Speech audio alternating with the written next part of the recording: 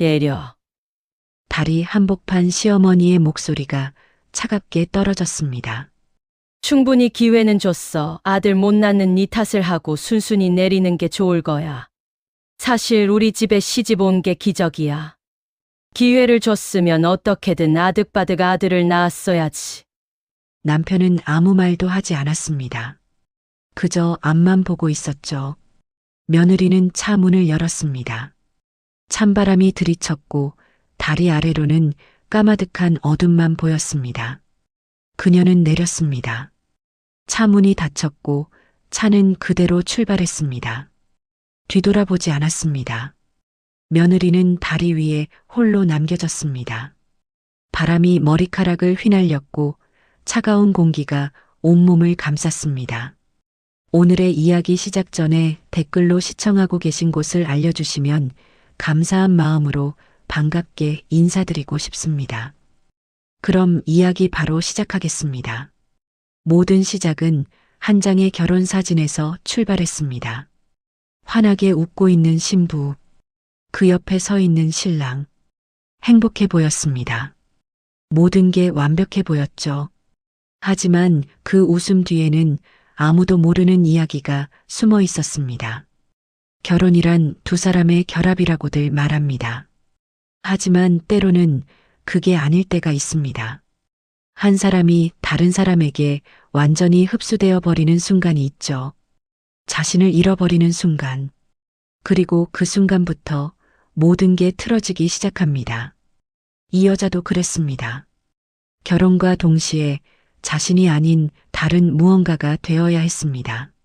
며느리라는 이름으로, 장손 집안의 도구라는 역할로, 그리고 그 끝은 다리 위에서의 한마디였습니다. 내려. 하지만 이건 끝이 아니었습니다.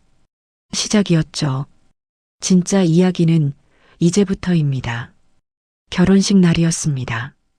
하얀 드레스를 입은 신부 지연의 귀에 시어머니 미령이 속삭였습니다. 우리 집은 장손 집안이야.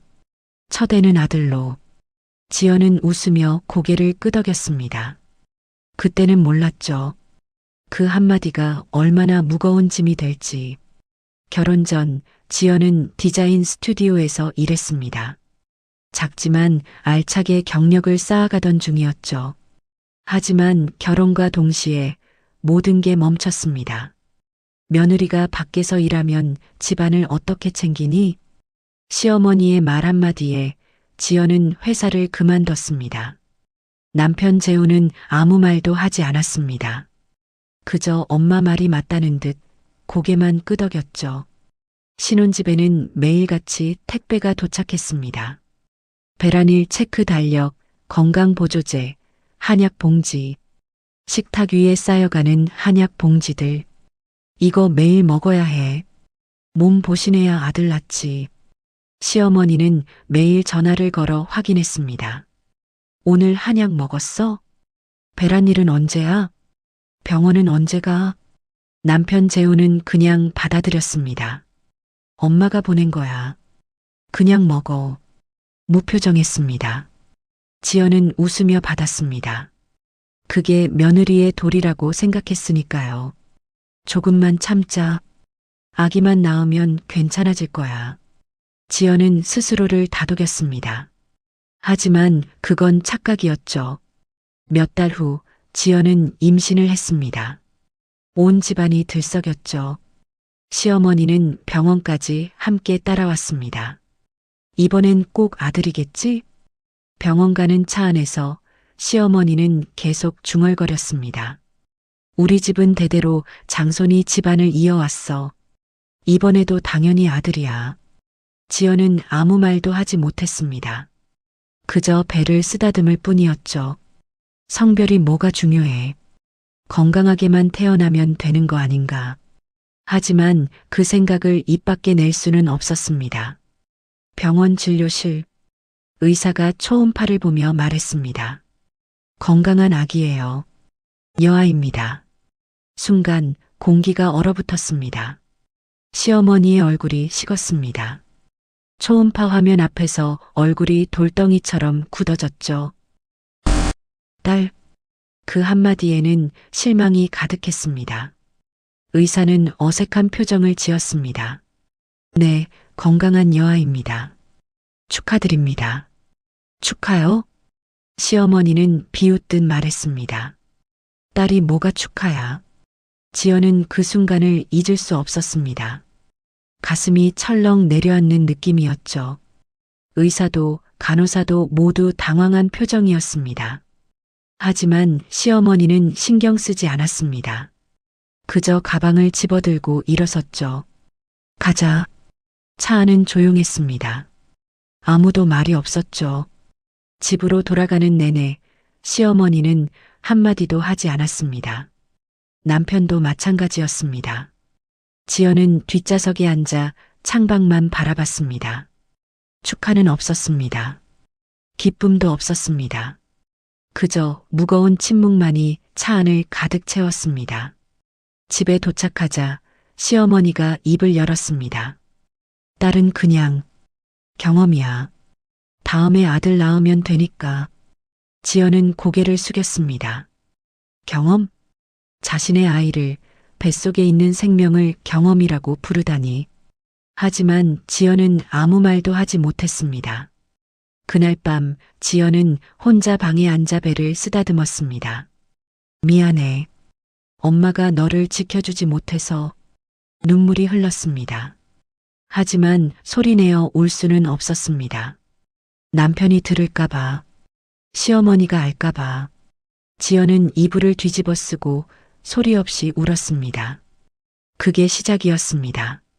지연이 점점 작아지기 시작한 순간, 자신을 지우기 시작한 순간, 그리고 그 끝은 다리 위였습니다. 그날 이후 집안 분위기가 달라졌습니다. 명절이 다가왔습니다. 지연은 아침부터 부엌에서 상을 차렸습니다. 배가 불러왔지만 쉴 수는 없었습니다. 며느리가 할 일이잖아. 시어머니의 말이었습니다. 명절 상을 차리는 지연의 뒤에서 시동생 재민의 아내 서진이 작게 웃었습니다. 형님이 원래 예민하고 생각이 많아서 그래요. 상냥한 목소리였지만 그 속에는 가시가 있었습니다. 재민이 고개를 끄덕였습니다. 형수가 좀 부담이 큰가 보네. 딸 가진 것도 스트레스인 것 같고. 지연을 문제 있는 사람으로 만드는 말이었죠. 시어머니는 지연을 보며 한숨을 쉬었습니다. 딸은 그냥 경험이야. 진짜는 다음이야. 다음엔 아들로 다시 낳아야지. 지연은 고개를 숙인 채 대답했습니다. 네. 그것밖에 할 수 있는 말이 없었습니다. 서진이 다시 입을 열었습니다. 근데 형님, 몸은 괜찮으세요? 요즘 얼굴이 안 좋아 보이던데. 걱정하는 척이었지만 그 눈빛은 달랐습니다. 몸도 제대로 못 챙기네. 그런 의미였죠. 재민도 거들었습니다. 형수님, 무리하지 마세요. 몸이 약한 건 아니시죠? 표면적으로는 친절했습니다. 하지만 그 말 속에는 다른 뜻이 숨어 있었습니다. 너는 약한 사람이야. 이 집안에 어울리지 않아. 지연은 느낄 수 있었습니다. 하지만 아무 말도 하지 못했습니다. 며칠 후 지연은 배가 아팠습니다. 통증이 심해졌고 피가 났습니다. 재우야, 병원 가야 할 것 같아. 남편을 불렀지만 재우는 회사 일이 있다고 했습니다. 택시 타고 가. 나 지금 회의 중이야. 지연은 혼자 병원에 갔습니다. 병실이었습니다. 하얀 천장만 보이는 침대 위에서 지연은 소리 없이 울었습니다. 유산이었죠. 의사가 말했습니다. 스트레스가 심하셨나 봐요. 몸을 너무 혹사하셨어요. 옆 의자는 비어 있었습니다. 남편은 오지 않았습니다. 시어머니도 시댁 식구들도 아무도 오지 않았습니다. 지연은 혼자였습니다. 아무도 없었습니다. 병실 창밖으로 다른 산모들이 보였습니다. 남편과 가족들이 함께 웃으며 아기를 보고 있었죠. 지연은 그 모습을 보다가 고개를 돌렸습니다. 눈물이 멈추지 않았습니다. 딸이었는데, 내 아기였는데, 하지만 아무도 위로해주지 않았습니다. 다음 날 남편이 병원에 왔습니다. 괜찮아? 무표정한 얼굴이었습니다. 지연은 대답하지 않았습니다. 재우는 잠시 서 있다가 말했습니다. 엄마가 푹 쉬라고 하셨어. 그리고 다시 나갔습니다. 지연은 그 뒷모습을 바라봤습니다. 괜찮냐고 물어봤지만 정말 궁금해서 물어본 건 아니구나. 알 수 있었습니다. 퇴원 후 시댁에 갔을 때 모두가 거실에 모여 있었습니다. 시어머니, 남편, 시동생 부부. 지연이 들어서자 대화가 멈췄습니다. 어색한 침묵이었죠. 시어머니가 먼저 입을 열었습니다. 많이 아팠니? 물어봤지만 위로는 아니었습니다. 어쩔 수 없지. 다음엔 조심해야지. 내 탓이라는 뉘앙스였습니다. 서진이 끼어들었습니다. 형님, 괜찮으세요? 몸이 약한 건 아닐까요? 상냥한 목소리였지만 그 속에는 비난이 숨어 있었습니다. 재민도 거들었습니다. 형수님이 좀 스트레스를 많이 받으시나 봐요. 몸 관리를 잘 하셔야 하는데. 지연을 탓하는 말이었습니다. 몸이 문제라는 뉘앙스였죠. 시어머니는 한숨을 쉬었습니다. 다음엔 조심해야지. 이번엔 어쩔 수 없지만 위로가 아니었습니다. 다음 기회를 날려먹지 마. 그런 의미였죠. 지연은 고개를 숙였습니다. 아무 말도 하지 않았습니다. 서진이 시어머니 옆에 앉아 차를 따르며 말했습니다. 어머니, 걱정 많으시죠? 형님이 좀 예민하신 편이라. 시어머니는 고개를 끄덕였습니다. 그러게, 며느리가 좀 더 강해야 하는데. 재민도 동조했습니다. 형도 힘들겠어요. 형수님 챙기느라. 그들은 지연을 문제 있는 여자로 만들고 있었습니다. 약하고 예민하고 무능한 여자로. 그리고 그 말들은 시어머니의 귀에 그대로 들어갔습니다. 지연은 그 모든 걸 듣고 있었습니다. 하지만 아무 말도 하지 못했습니다. 그날 밤 지연은 신혼집으로 돌아왔습니다. 남편은 소파에 앉아 TV를 보고 있었습니다. 지연아, 엄마 말씀 들었지? 너무 신경 쓰지 마. 다음에 잘하면 돼. 지연은 방으로 들어갔습니다. 그리고 이불을 뒤집어 썼습니다. 눈물이 흘렀지만 소리는 내지 않았습니다. 내가 뭘 잘못한 거지? 왜 나한테만 이러는 거지? 하지만 대답은 없었습니다. 지연은 그날 조금 더 작아졌습니다. 조금 더 조용해졌습니다. 그리고 조금 더 자신을 지우기 시작했습니다. 그로부터 몇 달이 지났습니다. 지연은 다시 임신을 시도했습니다. 하지만 임신이 되지 않았습니다. 한 달, 두 달, 세 달. 시간은 흘러갔지만 아무 일도 일어나지 않았습니다. 시어머니는 매일 전화를 걸어왔습니다. 이번 달은? 병원 다녀왔어? 왜 안 되는 거야? 압박이었습니다. 어느 날 지연은 병원에 갔습니다. 이번에는 혼자가 아니었습니다. 시어머니가 함께 따라왔죠. 정확하게 검사해 봐야 해. 뭐가 문제인지 알아야지. 진료실에 들어갔습니다. 의사는 검사 결과를 보며 말했습니다. 스트레스성 난임입니다. 시어머니의 얼굴이 굳었습니다. 스트레스요? 의사가 고개를 끄덕였습니다. 네. 신체적으로는 이상이 없습니다. 하지만 정신적 스트레스가 심하면 임신이 어렵습니다. 몸에는 문제가 없다는 거예요? 시어머니가 날카롭게 물었습니다. 네, 신체 검사상으로는 건강합니다. 시어머니는 지연을 쏘아봤습니다. 그럼 내 몸에 문제가 있는 건 아니니? 지연은 아무 말도 하지 못했습니다. 의사가 말을 이었습니다. 스트레스를 줄이셔야 합니다. 마음부터 쉬게 해야 해요. 마음? 시어머니는 비웃듯 말했습니다. 마음이 뭐가 문제래? 편하게만 살면서 지연은 고개를 떨궜습니다. 병원을 나와 차에 탔습니다. 차 안은 조용했습니다. 시어머니가 입을 열었습니다. 스트레스? 뭐가 그리 스트레스야? 지연은 대답하지 못했습니다. 다른 며느리들은 다 잘만 났던데 너만 유난이야. 그날 저녁 시댁에 모였습니다. 시어머니, 남편, 시동생 부부. 시어머니가 말했습니다. 의사가 스트레스성 난임이래. 서진이 놀란 척 물었습니다. 어머, 그럼 형님이 스트레스를 많이 받으신다는 거예요? 재민도 거들었습니다. 형수님이 예민하신 편이긴 하죠. 시어머니는 한숨을 쉬었습니다. 며느리가 좀 더 강해야 하는데 서진이 상냥하게 말했습니다. 형님이 좀 예민해서 그런 거예요. 너무 힘주지 마세요. 그 말은 곧 탓이었습니다. 재민이 조용히 한마디 덧붙였습니다. 형수가 좀 부담이 큰가 보네. 미소는 예의 바르지만 의도는 뻔했습니다.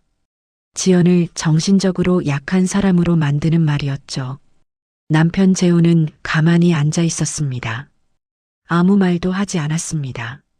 지연을 지키지 않았습니다. 시어머니가 결정을 내렸습니다. 시험관을 해야겠어. 지연이 고개를 들었습니다. 시험관요? 자연 임신이 안 되면 시험관 해야지. 다른 방법이 뭐가 있어? 질문이 아니었습니다. 명령이었죠. 며칠 후 지연은 시험관 상담을 받으러 병원에 갔습니다. 시험관 시술실 앞 복도, 차가운 의자에 혼자 앉아 있는 지연. 복도는 고요했고 형광등 불빛만 차갑게 내려앉았습니다. 남편은 오지 않았습니다. 회사 일정이 안 맞아서 혼자 다녀와. 핑계였죠. 지연은 혼자 상담을 받았습니다. 시술 과정이 쉽지 않습니다. 호르몬 주사를 맞아야 하고 몸에 무리가 갈 수 있어요. 간호사가 설명했습니다. 괜찮습니다. 지연은 대답했습니다. 다른 선택지는 없었으니까요. 시술이 시작됐습니다. 매일 주사를 맞았습니다. 아팠습니다. 몸이 붓고 속이 메스꺼웠습니다. 하지만 아무도 물어보지 않았습니다. 오늘 주사 맞았어? 시어머니는 주사 맞았는지만 확인했습니다. 힘들어?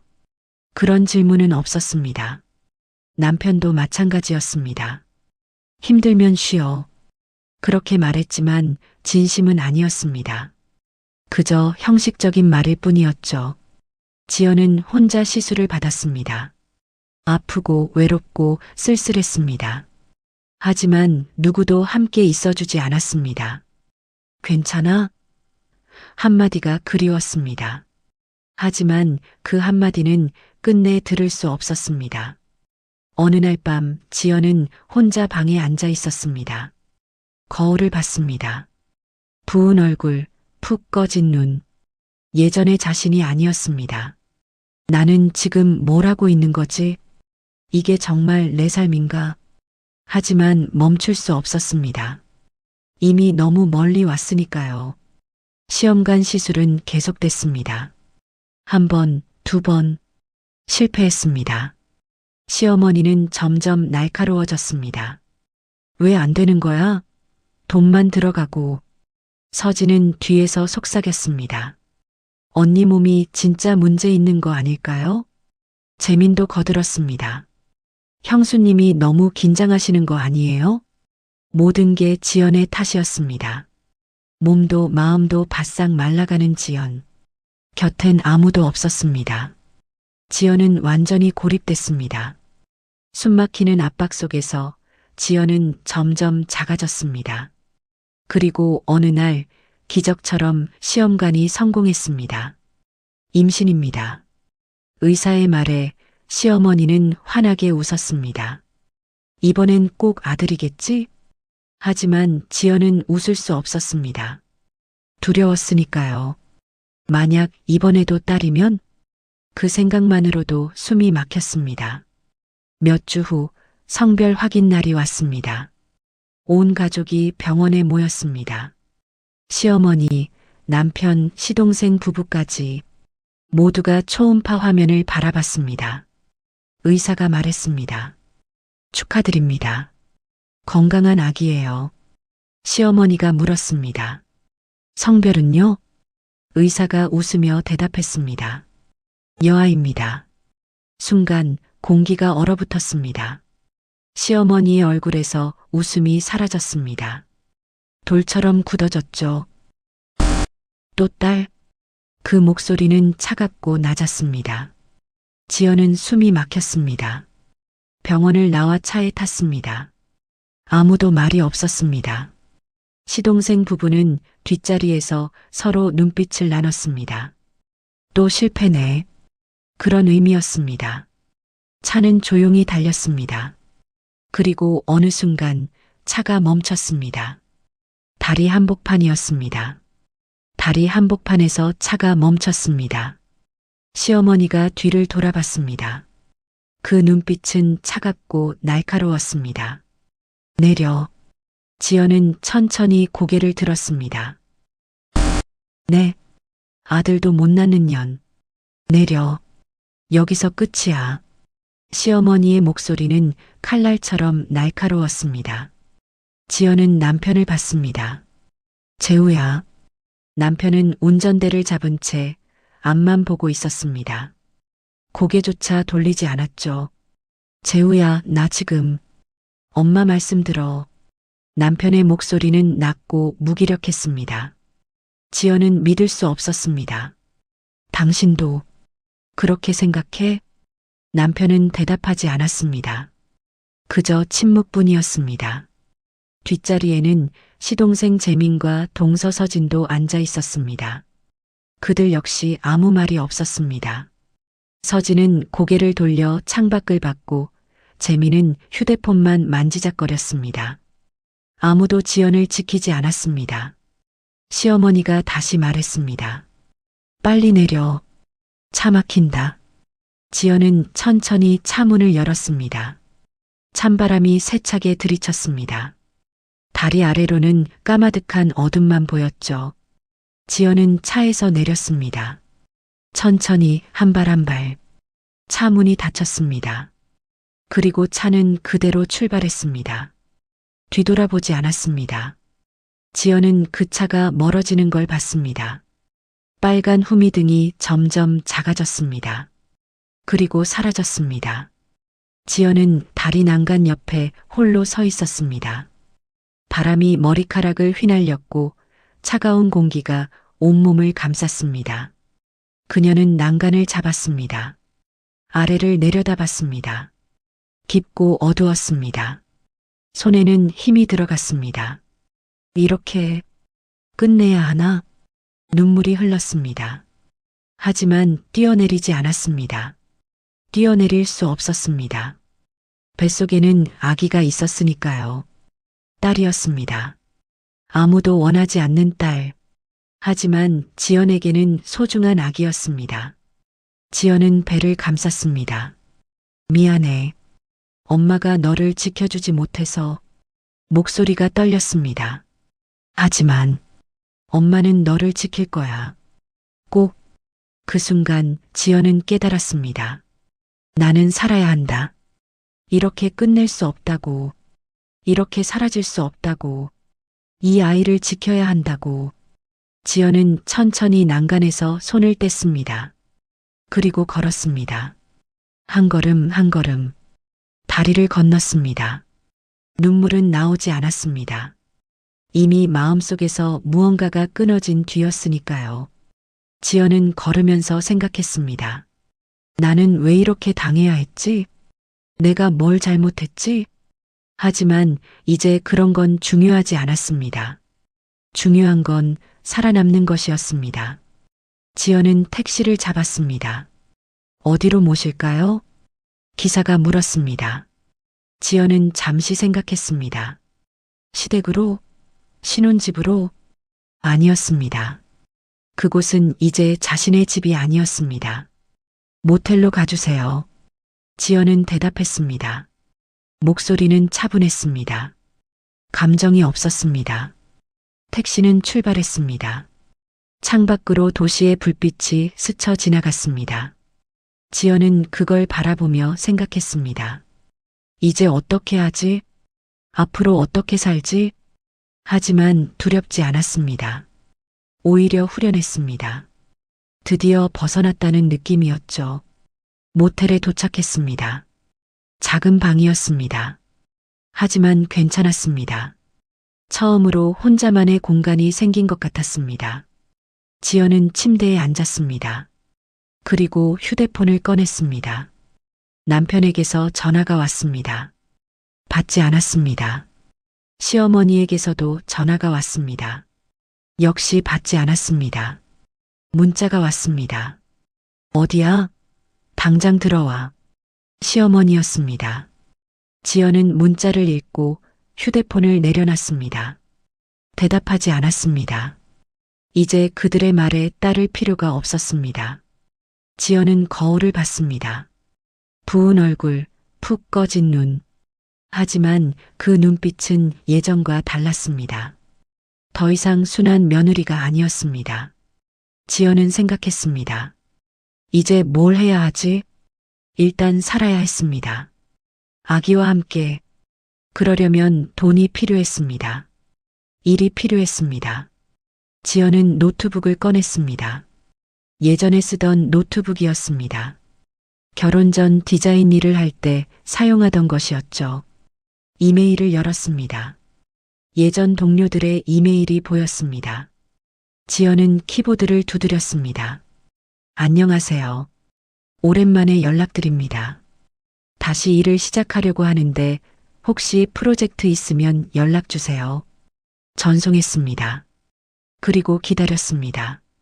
얼마 후 답장이 왔습니다.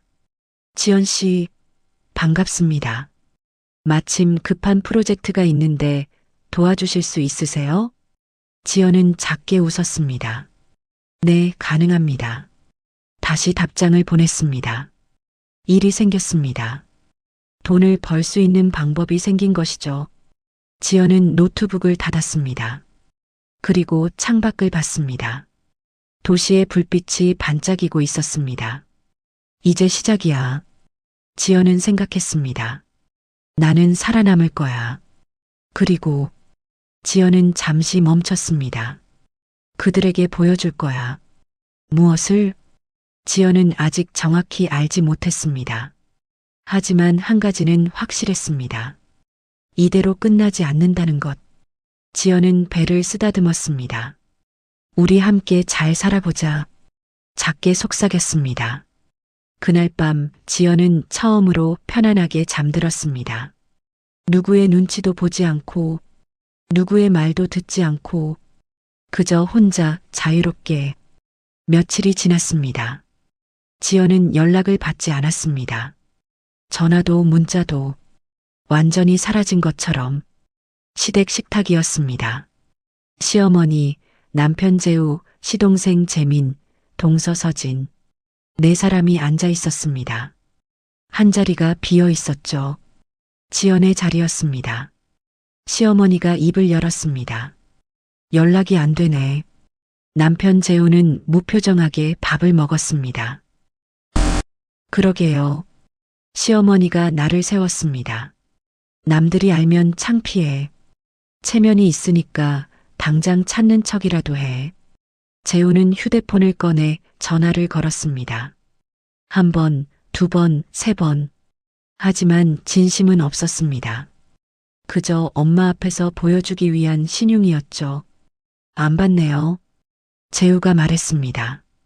시어머니는 짜증스럽게 말했습니다. 어디 갔을까? 정말 속 썩이네. 서진이 조심스럽게 말했습니다. 언니, 혹시 어디 안 좋은 데 간 건 아니겠죠? 재민이 고개를 저었습니다. 설마요. 형수님이 그럴 분은 아니잖아요. 하지만 그들의 목소리에는 진심 어린 걱정이 없었습니다. 그저 형식적인 말일 뿐이었죠. 시어머니가 한숨을 쉬었습니다. 며칠 있으면 돌아오겠지. 갈 데도 없을 텐데. 재우는 아무 말도 하지 않았습니다. 그저 밥만 먹고 있었죠. 아내가 어디 있는지, 안전한지 걱정하는 기색이 없었습니다. 식사가 끝나고 재민과 서진이 눈빛을 나눴습니다. 재민이 작게 속삭였습니다. 형수 빠지면 우리 차례 아닐까? 서진이 미소를 지었습니다. 그럼 좋겠네요.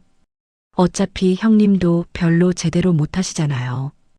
회사 일도 엄마가 다 챙기시는데 우리가 하면 더 잘할 수 있을 것 같아. 맞아요. 우리 아이도 곧 태어나는데 그럼 진짜 장손자리는? 그들은 이미 계산하고 있었습니다. 형수가 사라지면, 장남 부부가 흔들리면 자신들이 올라갈 수 있다고. 시어머니는 그 눈빛을 슬쩍 봤습니다. 무언가 이상했습니다. 재민이와 서진이 왜 저렇게 웃고 있지? 하지만 확신할 수는 없었죠. 설마 우리 재민이가? 시어머니는 고개를 저었습니다. 그럴 리 없다고 생각했습니다. 하지만 마음 한구석에는 의심이 자리 잡기 시작했습니다. 사실 시어머니는 예전부터 재민과 서진의 말투에서 묘한 계산을 느끼고 있었습니다. 형수를 헐뜯을 때의 그 미묘한 미소, 형님을 칭찬하는 척하면서도 깎아내리는 말투, 착한 척이 너무 과했습니다. 한편 지연은 작은 원룸에 있었습니다. 짐은 많지 않았습니다. 옷 몇 벌, 노트북 하나, 통장 몇 개. 그게 전부였죠. 지연은 노트북 앞에 앉아 있었습니다. 화면에는 디자인 작업 파일이 열려 있었습니다. 로고 시안, 편집 작업, 웹 디자인. 지연은 조용히 키보드를 두드렸습니다. 말은 적었지만 손은 빨랐죠. 결혼 전 디자인 스튜디오에서 쌓은 실력은 여전했습니다. 클라이언트에게서 메시지가 왔습니다. 작업 정말 잘 받았습니다. 다음 프로젝트도 부탁드려요. 지연은 작게 웃었습니다. 자신에게도 아직 남은 게 있었습니다. 능력이 있었고, 인맥이 있었고, 살아갈 방법이 있었습니다. 시댁에서는 아무도 몰랐죠. 지연이 원래 무슨 일을 했는지, 어떤 사람이었는지, 그저 아들 못 낳는 며느리로만 봤으니까요. 지연은 결혼 전 디자인 스튜디오 인맥으로 소규모 외주를 계속하며 조용히 살고 있었습니다. 지연은 창밖을 봤습니다. 도시의 불빛이 반짝이고 있었습니다. 그녀는 이제 울지 않았습니다. 분노하지도 않았습니다. 그저 차분했습니다.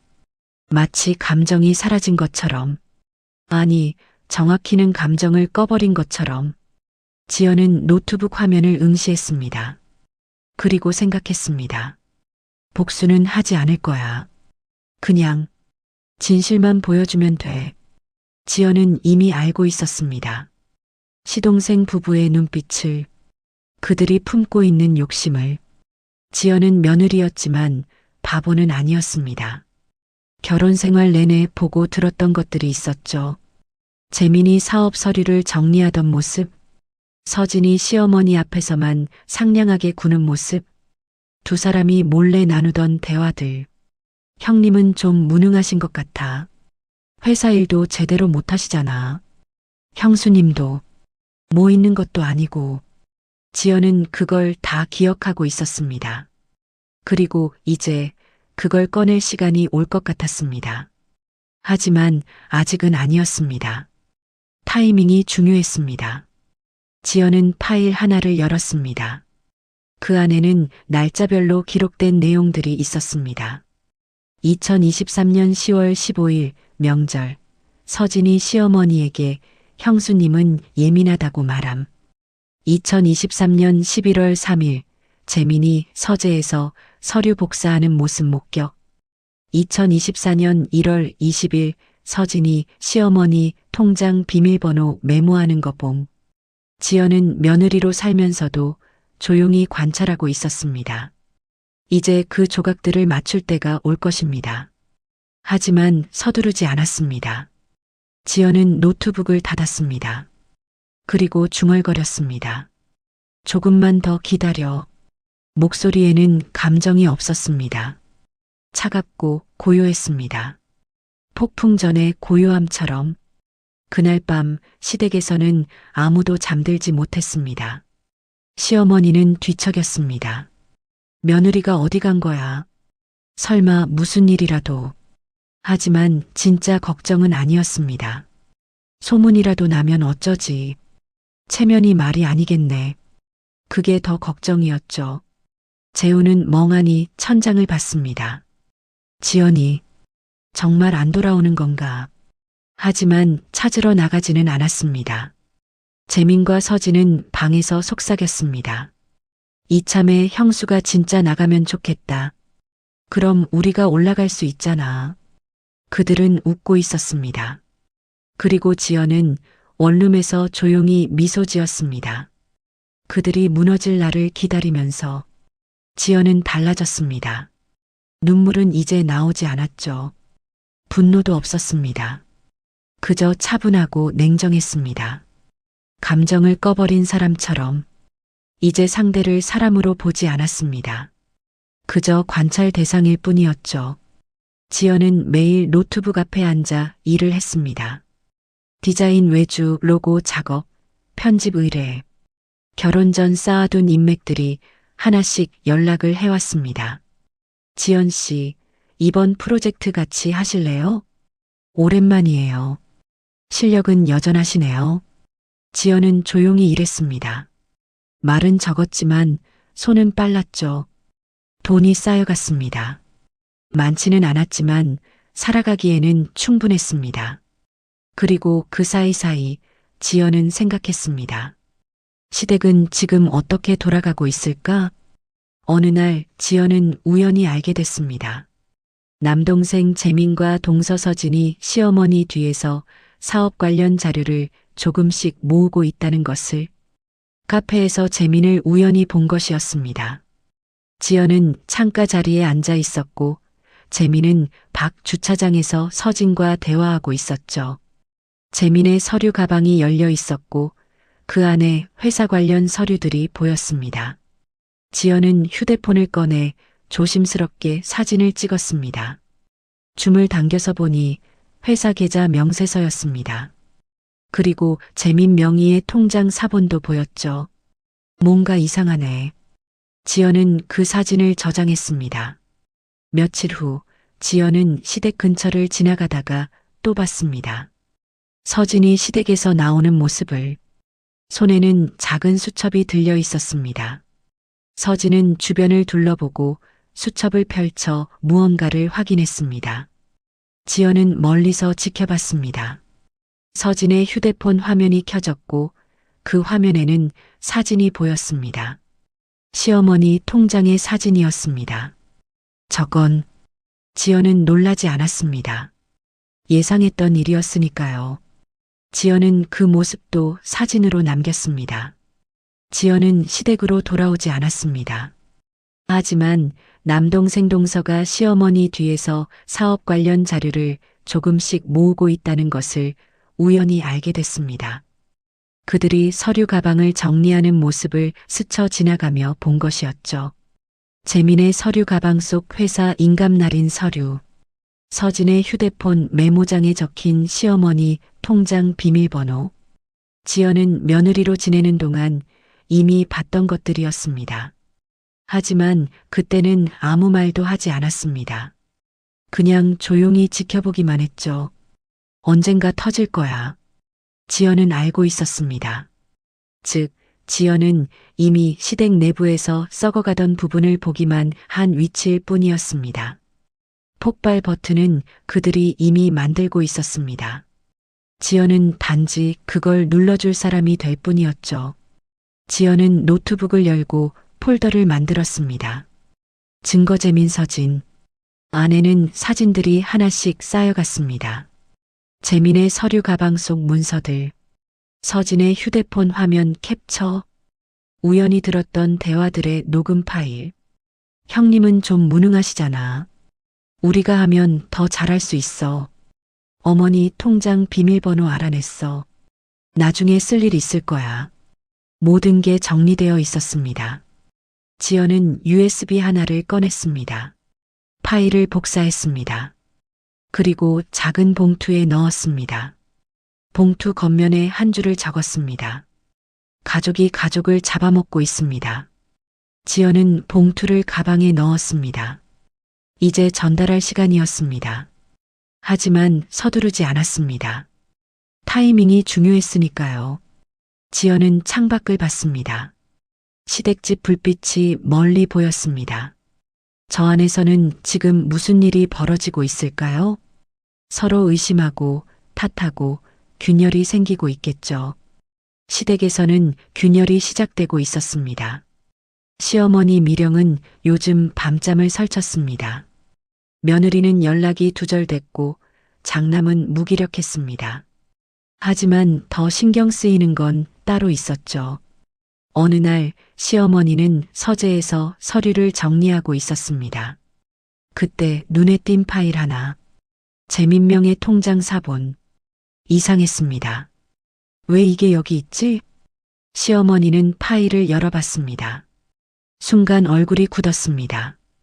회사 계좌에서 빠져나간 돈이 재민 통장으로 들어와 있었습니다. 이게 뭐야? 시어머니는 다른 서류들도 뒤적였습니다. 사업 관련 문서, 거래처 명단, 인감날인 서류. 모두 재민과 서진의 손을 거친 것들이었습니다. 설마 시어머니의 손이 떨렸습니다. 그날 저녁 시어머니는 재민을 불렀습니다. 재민아, 이게 뭐니? 서류를 내밀었습니다. 재민은 당황한 표정을 지었습니다. 그건 형이 부탁해서요. 회사 일 때문에. 내 형이? 시어머니의 목소리가 날카로워졌습니다. 형은 지금 아무것도 모르던데? 재민은 말을 더듬었습니다. 그게 옆에 있던 서진이 끼어들었습니다. 어머니, 오해세요. 그냥 형님 도와드리려고 한 거예요. 하지만 시어머니는 믿지 않았습니다. 뭔가 숨기고 있다는 걸 느꼈죠. 당분간 회사 일에 손대지 마. 알겠니? 재민과 서진은 서로를 바라봤습니다. 계획이 틀어지기 시작했습니다. 그날 밤 재민과 서진은 방에서 속삭였습니다. 어떻게 된 거야? 어머니가 어떻게 알았지? 모르겠어. 누가 말한 건가? 형수가 사라진 지금 누가 우리를. 그들은 불안해했습니다. 하지만 알지 못했습니다. 지연이 이미 모든 걸 보고 있었다는 것을. 지연은 작게 미소 지었습니다. 감정 없는 미소였습니다. 조금만 더. 지연은 중얼거렸습니다. 이제 곧 끝날 거야. 목소리에는 감정이 없었습니다. 차갑고 고요했습니다. 조용하지만 가장 무서운 시간이었습니다. 폭풍이 오기 직전의 고요함처럼. 며칠 후 지연은 시댁 앞에 섰습니다. 초인종을 눌렀습니다. 문이 열렸습니다. 시어머니가 나왔습니다. 지연? 놀란 표정이었습니다. 지연은 담담하게 말했습니다. 드릴 게 있어서요. 손에는 작은 봉투가 들려 있었습니다. 시어머니는 봉투를 받았습니다. 이게 뭔데? 지연은 대답하지 않았습니다. 그저 돌아섰습니다. 열어보시면 알 거예요. 그리고 걸어갔습니다. 시어머니는 봉투를 든 채 그 뒷모습을 바라봤습니다. 뭔가 이상했습니다. 예전의 지연이 아니었죠. 시어머니는 집 안으로 들어갔습니다. 서재 문을 닫았습니다. 그리고 봉투를 열었습니다. USB가 나왔습니다. 노트북에 꽂았습니다. 파일들이 열렸습니다. 사진, 서류, 통장 내역, 문자 대화, 녹음 파일. 모든 게 거기 있었습니다. 재민과 서진이 한 일들. 시어머니의 손이 떨렸습니다. 얼굴이 하얗게 질렸죠. 이 자식들이. 분노가 치솟았습니다. 배신감이 밀려왔습니다. 시어머니는 USB를 빼서 쥐었습니다.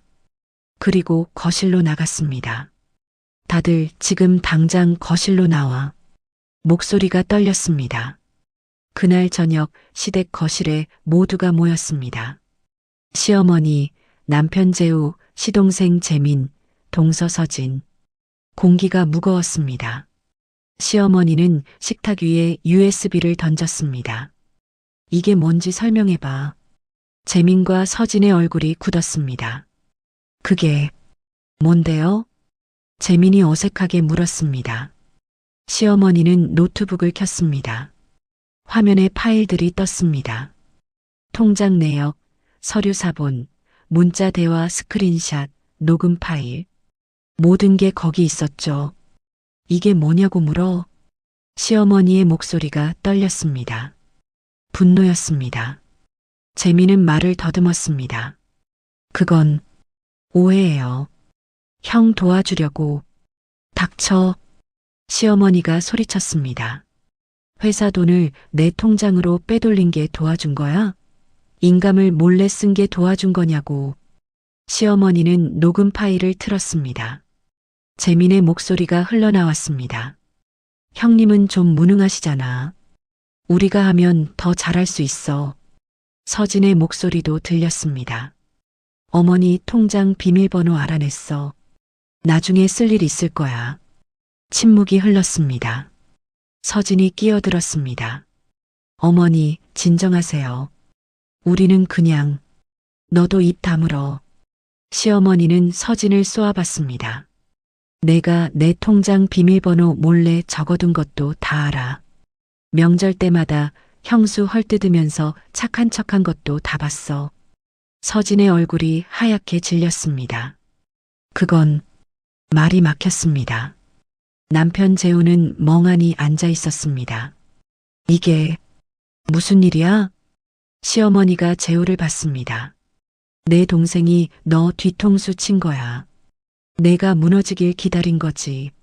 재우는 재민을 봤습니다. 재민아, 이게 사실이야? 재민은 대답하지 못했습니다. 고개만 떨구고 있었죠. 순간 재우가 자리에서 벌떡 일어났습니다. 이 자식아. 재우가 재민의 멱살을 잡았습니다. 내가 뭘 잘못했는데, 내가 너한테 뭘 잘못했냐고. 재민이 손을 뿌리쳤습니다. 형은 아무것도 안 했어. 그게 문제야. 뭐? 재민이 소리쳤습니다. 형은 맨날 엄마 말만 듣고 형수한테 관심도 없고 회사 일도 제대로 못하잖아. 그러면서 장남이라고 모든 걸 다 차지하려고 해. 재우는 할 말이 없었습니다. 사실이었으니까요. 서진도 거들었습니다. 형수님도 그렇잖아요. 딸만 둘이나 유산하고 아들도 못 낳고 그런 사람이 장남 며느리 자리에 있으면 안 되는 거 아니에요? 시어머니가 서진을 노려봤습니다. 내가 감히 그런 말을 해? 서진은 이제 숨기지 않았습니다. 어머니도 아시잖아요. 형수님은 이 집안에 맞지 않아요. 차라리 우리가. 닥쳐. 시어머니는 소리쳤습니다. 하지만 이미 늦었습니다. 가족은 무너지고 있었습니다. 재우는 주저앉았습니다. 나는 뭘 했지? 아무도 대답하지 않았습니다. 며칠 후 회사에 문제가 터졌습니다. 거래처에서 연락이 왔습니다. 계약서 인감이 위조된 것 같은데요? 돈이 제대로 입금되지 않았습니다. 도대체 회사 내부에 무슨 일이 있는 겁니까? 시어머니는 급히 회계사를 불렀습니다. 장부를 확인했습니다. 빠져나간 돈이 수억 원이었습니다. 모두 재민명의 계좌로 흘러갔죠. 이건 횡령이에요. 회계사의 말이었습니다. 고소하지 않으면 회사가 위험합니다. 시어머니는 고개를 떨궜습니다. 아들을 고소해야 한다니. 하지만 선택의 여지가 없었습니다. 회사 이사회가 열렸습니다. 이사들이 모였고 추궁이 시작됐습니다. 대표님, 이 사태를 어떻게 수습하실 겁니까? 언론에 알려지면 회사 이미지가 끝입니다. 책임자를 밝히셔야 합니다. 시어머니는 아무 말도 하지 못했습니다. 결국 이사회는 결정을 내렸습니다. 재미는 회사에서 해고, 경찰 조사 의뢰, 회사 자금 환수 소송, 모든 게 무너지기 시작했습니다. 집으로 돌아온 시어머니는 소파에 주저앉았습니다. 평생 지켜온 가문이었습니다. 장손 집안의 자부심이었죠. 하지만 이제 남은 건 아무것도 없었습니다. 장남은 무기력하고 차남은 배신자였으며 며느리는 떠났습니다. 시어머니는 그제야 깨달았습니다. 자신이 무엇을 잃었는지, 지연을 다리 위에 내려놓을 때 함께 내려놓은 것은 무엇이었는지, 그건 며느리 하나가 아니었습니다. 가족 전체였죠. 시어머니는 천장을 바라봤습니다. 눈물이 흘렀습니다. 하지만 이미 늦었습니다. 돌이킬 수 없었습니다. 같은 시각 남편 재호는 텅 빈 회사 사무실에 혼자 앉아 있었습니다. 직원들은 모두 퇴근했고 불빛만 희미하게 남아 있었죠. 재호는 책상 위 사진 액자를 봤습니다. 결혼식 날 사진이었습니다. 환하게 웃고 있는 지연, 옆에 서 있는 자신. 미안해.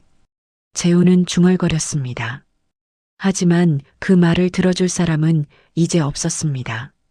남편은 사람 없는 사무실에서 혼자 멍하니 무너져 앉아 있었습니다. 말도 핑계도 없이 재호는 바닥에 주저앉았습니다.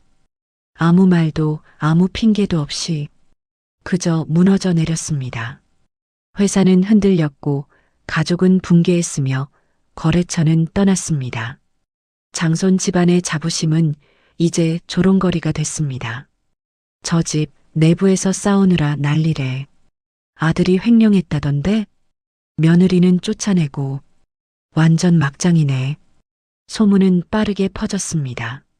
시댁은 이제 동네에서 손가락질 받는 집이 됐습니다. 그리고 그 모든 중심에 지연이 있었습니다.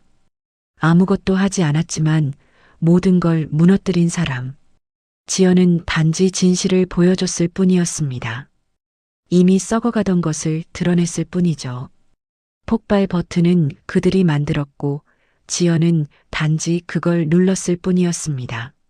몇 주 후 남편 재우는 지연을 찾아왔습니다. 작은 원룸 앞이었습니다. 재우는 초라한 모습이었죠. 수염은 길었고 눈은 푹 꺼져 있었습니다. 지연은 문 앞에 섰습니다. 표정은 담담했습니다. 무슨 일이야? 재우는 고개를 떨궜습니다. 지연아, 미안해. 지연은 아무 말도 하지 않았습니다. 재우가 계속 말했습니다. 나도 몰랐어. 재민이가 그렇게까지 할 줄은. 그래서 지연의 목소리는 차가웠습니다. 재우는 무릎을 꿇었습니다. 다시 시작하면 안 될까? 우리 애원하듯 지연을 봤습니다. 이번엔 달라질 수 있어. 내가 지켜줄게. 진짜야. 지연은 한숨을 쉬었습니다. 이제 와서? 다리 위에서 날 내렸을 때는 왜 안 지켰어? 재우는 대답하지 못했습니다. 지연이 말을 이었습니다. 유산했을 때는? 혼자 시험관 받을 때는? 시동생 부부가 날 헐뜯을 때는? 재우는 고개를 들 수 없었습니다. 지연은 눈을 똑바로 보고 말했습니다. 난 이미 끝났어. 내가 침묵한 그날부터. 목소리는 단호했습니다. 떨림도 망설임도 없었죠. 지연아, 제발, 이제 그만 가줘. 다시는 오지 마. 지연은 문을 닫았습니다. 재우는 문 앞에 한참 서 있었습니다. 하지만 문은 열리지 않았습니다. 재우는 천천히 돌아섰습니다. 그리고 걸어갔습니다. 뒤돌아보지 않았습니다. 이제 정말 끝이었습니다. 며칠 후 지연은 병원에 갔습니다. 정기 검진이었죠. 의사가 웃으며 말했습니다. 아기 건강합니다. 곧 태어날 거예요. 지연은 초음파 화면을 봤습니다. 작은 생명이 움직이고 있었습니다. 딸이었습니다. 시댁에서 원하지 않았던 딸. 하지만 지연에게는 세상에서 가장 소중한 딸이었죠. 잘 자라주고 있네요. 의사의 말이었습니다. 지연은 배를 쓰다듬었습니다. 우리 잘할 수 있어. 작게 속삭였습니다. 병원을 나온 지연은 공원 벤치에 앉았습니다. 햇살이 따뜻했습니다. 바람이 부드러웠죠. 지연은 하늘을 봤습니다. 구름이 천천히 흘러가고 있었습니다. 이제 시작이야. 지연은 생각했습니다. 지난 시간은 힘들었습니다. 하지만 후회는 없었습니다. 그 시간이 지연을 더 강하게 만들었으니까요. 몇 달 후 지연은 아이를 낳았습니다. 작고 예쁜 딸이었습니다. 지연은 아이를 품에 안았습니다. 안녕, 우리 딸. 아이는 눈을 뜨고 엄마를 봤습니다. 지연은 웃었습니다. 진심으로 웃었습니다. 오랜만이었죠. 병실 창밖으로 햇살이 들어왔습니다. 따뜻했습니다. 지연은 아이를 보며 중얼거렸습니다. 걱정 마. 엄마가 지켜줄게. 퇴원 날 지연은 아이를 안고 병원을 나섰습니다. 햇살이 눈부셨습니다. 지연은 천천히 걸었습니다. 아이는 엄마 품에서 편안하게 잠들어 있었죠. 길을 걷다가 지연은 멈춰 섰습니다. 저 멀리 익숙한 차가 보였습니다. 시댁차였습니다. 차 안에 시어머니가 앉아 있었습니다. 시어머니는 지연을 봤습니다. 두 사람의 시선이 마주쳤습니다. 시어머니는 창문을 내렸습니다. 지연아. 지연은 멈춰 섰습니다. 시어머니가 말을 이었습니다. 아기, 건강하니? 지연은 고개를 끄덕였습니다. 네. 미안하다. 시어머니의 목소리는 작았습니다. 내가 잘못했어. 정말 미안해. 지연은 잠시 침묵했습니다. 그리고 조용히 말했습니다. 이제 괜찮아요. 저도 어머니도 이제 각자 사는 게 나을 것 같아요. 시어머니는 고개를 끄덕였습니다. 눈물이 흘렀습니다. 그래, 내가 행복해라. 지연은 아이를 꼭 안았습니다. 감사합니다. 그리고 돌아섰습니다. 시어머니는 차 안에서 그 뒷모습을 봤습니다. 지연은 걸어갔습니다. 뒤돌아보지 않았습니다. 차는 그대로 그 자리에 멈춰 있었습니다. 지연은 계속 걸었습니다. 햇살 속으로, 새로운 삶 속으로, 아이와 함께. 그로부터 몇 년 후, 지연은 작은 디자인 스튜디오를 운영하고 있었습니다. 직원도 몇 명 생겼고 프로젝트도 꾸준히 들어왔죠. 딸은 건강하게 자라고 있었습니다. 엄마, 이거 봐. 딸이 그림을 들고 왔습니다.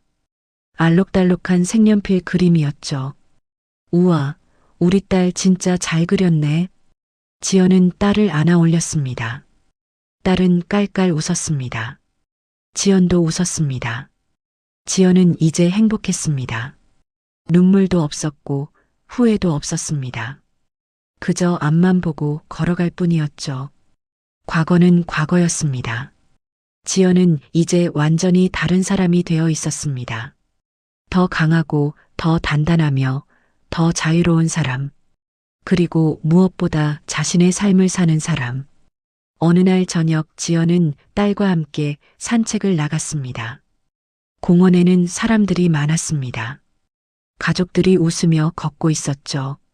지연은 딸의 손을 잡았습니다. 엄마, 저기 봐. 별. 딸이 하늘을 가리켰습니다. 지연도 하늘을 봤습니다. 별이 반짝이고 있었습니다. 예쁘다, 그치? 응. 엄마랑 나랑 둘이서 보는 별. 지연은 딸을 꼭 안았습니다. 그래, 우리 둘이서. 그걸로 충분했습니다.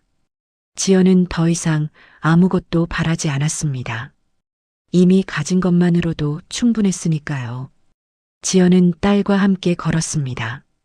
별빛 아래를, 새로운 내일을 향해. 지금까지 사연 빛나는 밤이었습니다. 감사합니다.